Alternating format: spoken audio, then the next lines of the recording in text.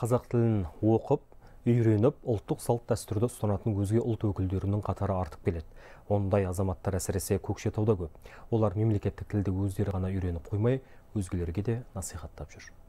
Милғана Тарасова өзге ұлт өкілі болса да, менің жаным қазақ деп отырады.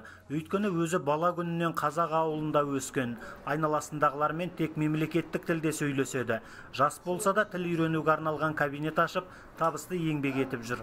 Енді біз Қазақстанда тұрып жатқандықтан, біз қазақ тілін білу керекпіз. Қазақ тіліне деген бізде құрмет болу керек. Қазақ ұлтына, олардың яғни салт дәстүрлеріне, мысалы бізге қазақ ұлты құрметпен қарайды. Яғни біз де сондай құрметпен қарау керекпіз. Біз жалпы отбасымен қазақ салт дәстүрлерін ұстанамыз. Мысалы біз үйде соғым соямыз, қонақтар шақырамыз, құрбан айт істейміз. Бұл қазақ тілін меңгерудің бір ғана жарқын мысалы. Ауылда аймақтарымызда мемлекеттік тілде сөйлеп, ұлттық салт дәстүрімізді ұстанатын жастар легі артып келеді дейді облыстық Қазақстан халқы ассамблеясындағылар.